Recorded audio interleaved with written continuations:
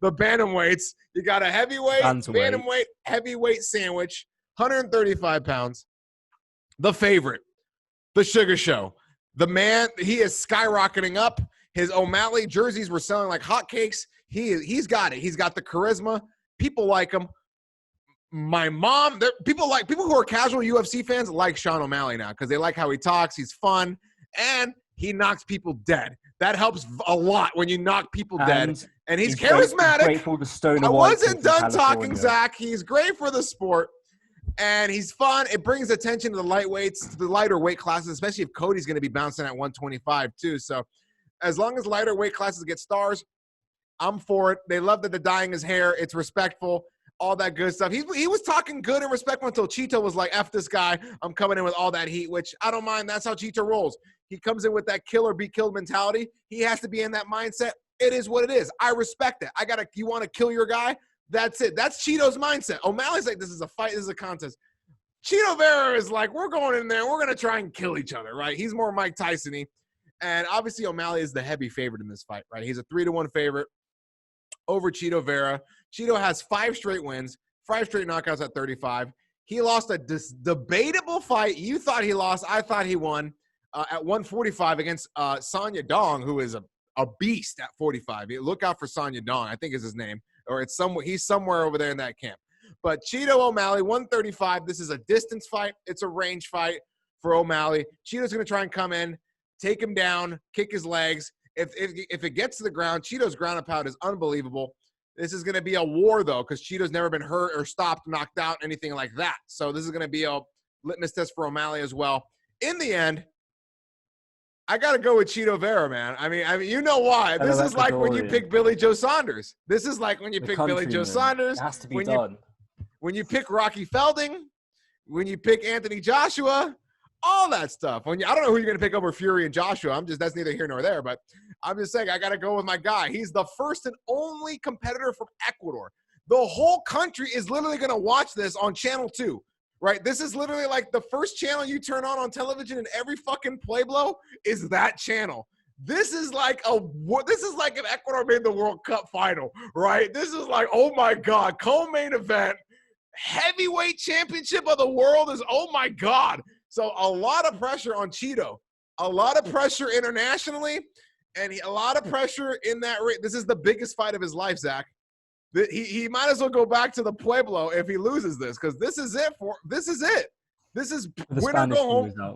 Game 7. Go fight in Bellator. And I like Cheeto, even though he doesn't want to give me an interview. That is what it is. He doesn't do a lot of interviews. It is what it is. I'm just saying.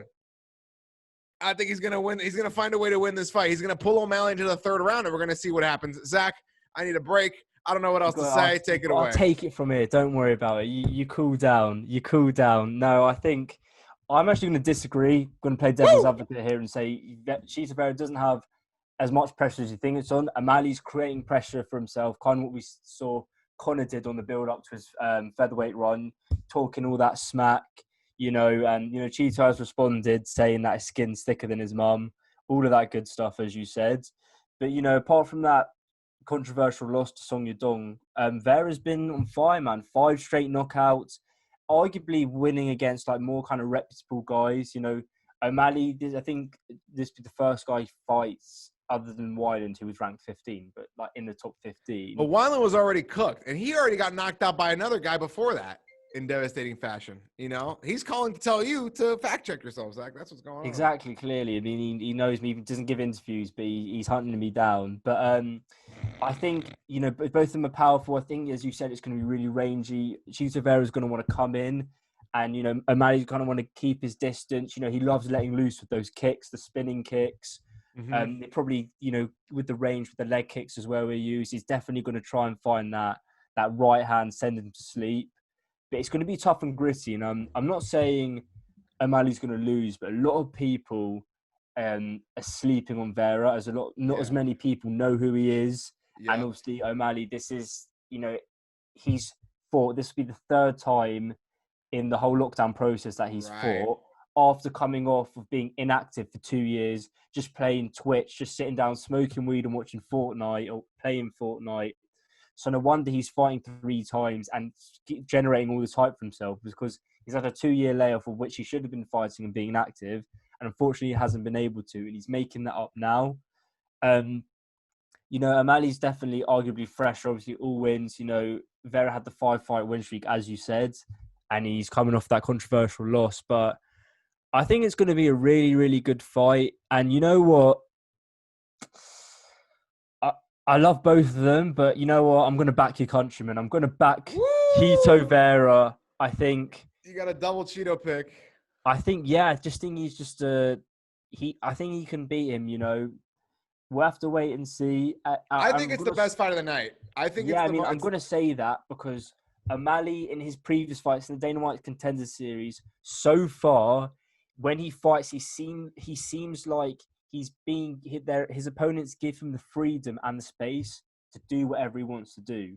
Right. And Vera's not going to do that. He's going to be all up in his face, or at least trying to be, putting O'Malley under a bit more pressure. So it's not going to be as relaxed as his other fights, in the Wyland. Even though it wasn't that long, he was still finding his distance, kind of being allowed to move about and experiment with the kicks and all that. And I don't think Vera's going to do that. So who knows? I may be wrong, but I've got to have a prediction. I can't just be on a show and not predict. That's boring. I'm going with Vera.